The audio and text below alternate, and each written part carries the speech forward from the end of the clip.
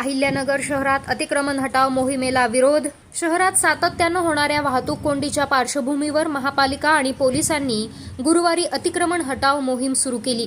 कोठला परिसरात ही मोहीम सुरू असताना कारवाईस विरोध करणाऱ्या जमावास पांगवण्यासाठी पोलिसांना सौम्य लाठीमार करावा लागला. त्यामुळे मोठी पळापळ झाली. रस्त्यावर उभ्या असलेल्या मोटरसायकली पडल्या. महापालिकेने मध्यंतरी शहरात अतिक्रमण हटाव मोहीम राबवली होती, मात्र ती नंतर थंडावली. त्यामुळे पुन्हा अतिक्रमणे झाली. आज ही मोहीम शहरातील पुणे रस्त्यावरील बस स्थानक ते छत्रपती शिवाजीनगर रस्त्यावरील राज चेंबर पर्यंत राबवली गेली. त्यामध्ये टपऱ्या, पक्क्या दुकानांची अतिक्रमणे जेसीबी सहाय्याने जमीनदोस्त करण्यात आली आहे. 2 दिवसांपूर्वी आमदार संग्राम जगताप यांच्या नेतृत्वाखाली राष्ट्रवादी काँग्रेसने वाहतूक कोंडीच्या समस्येबाबत निवेदन देऊन आंदोलनाचा इशारा दिला होता.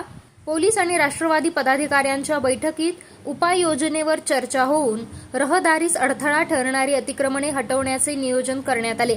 त्यानुसार पोलीस उपाधीक्षक अमोल भारती, कोतवाली पोलीस ठाण्याचे निरीक्षक प्रताप दराडे आणि तोपखाना पोलीस ठाण्याचे निरीक्षक आनंद कोकरे यांनी पोलिसांचा फौजफाटा घेऊन महापालिकेच्या पथकाला अतिक्रमणे हटवण्यासाठी बंदोबस्त पुरवला. कोठला आणि माळीवाडा बस स्थानक परिसरात कारवाई सुरू होती.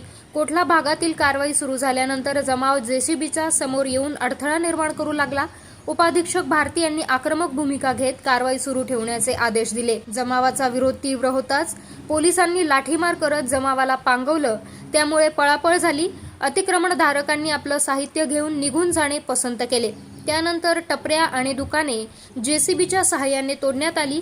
या मोहिमेत सातत्य राहणार का, हाच आता प्रश्न मात्र नगरकर विचारतायत.